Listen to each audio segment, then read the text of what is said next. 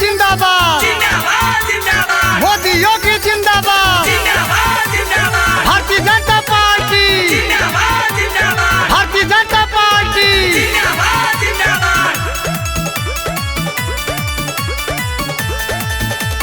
22 के चुनाव फिर खास होई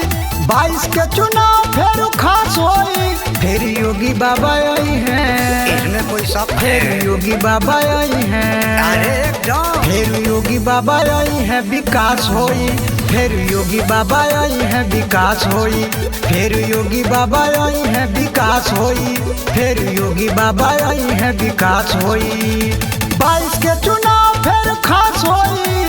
22 के चुनाव फिर खास होई फिर योगी बाबा आई हैं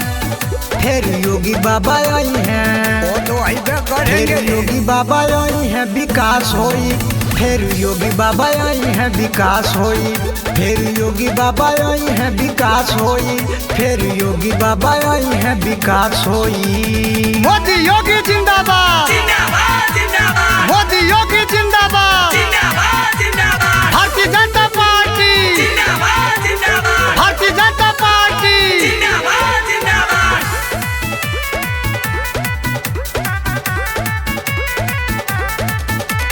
गुंडागर्दी दादागिरी चले नहीं देले डाले अपराधियन के गोले नहीं देले अरे कहीं बंगाल नहीं यूपी है यूपी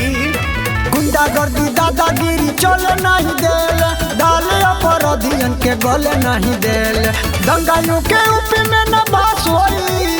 दंगाइयों के यूपी में न बास होई फिर योगी बाबा आई हैं अरे आइबे करेंगे फिर योगी बाबा आई हैं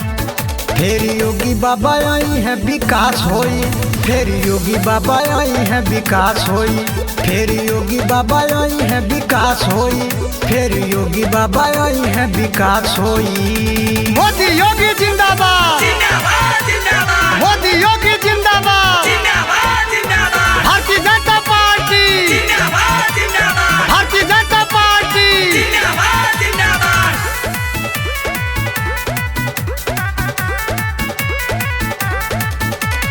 फिर सरकार सुन योगी जी बनाई है घर घर में शांति के सरंगी बजाई है अरे अभी ये बात गया है फिर सरकार देख योगी जी बनाई है घर घर में शांति के सरंगी बजाई है बड़े बड़े काम सुन पास होई बड़े बड़े काम फिर पास होई फिर योगी बाबा आई हैं फिर योगी बाबा आई हैं अरे इसमें कोई शक फिर थोड़ी है योगी बाबा आई हैं विकास होई फिर योगी बाबा आई हैं विकास होई फिर योगी बाबा आई हैं विकास होई फिर योगी बाबा आई हैं विकास होई मोदी योगी जिंदाबाद मोदी योगी जिंदाबाद भारतीय जनता पार्टी भारतीय जनता पार्टी पटरी पदौरी फिर कमल वाला रेल यूपी में न चली बंगाल वाला खेल अरे तो सगरे विरोधी थे पटरी पदौरी फिर कमल वाला रेल यूपी में न चली बंगाल वाला खेल अशोक देहाती कुछ खास होई अशोक देहाती कुछ खास होई फिर योगी बाबा आई हैं फिर योगी बाबा आई हैं अरे लोग क्या करेगा फिर योगी बाबा आई हैं विकास होई फिर योगी बाबा आई हैं विकास होई फिर योगी बाबा आई हैं विकास होई फिर योगी बाबा आई हैं विकास होई अरे किसी में दम नहीं है कि जो रोक दे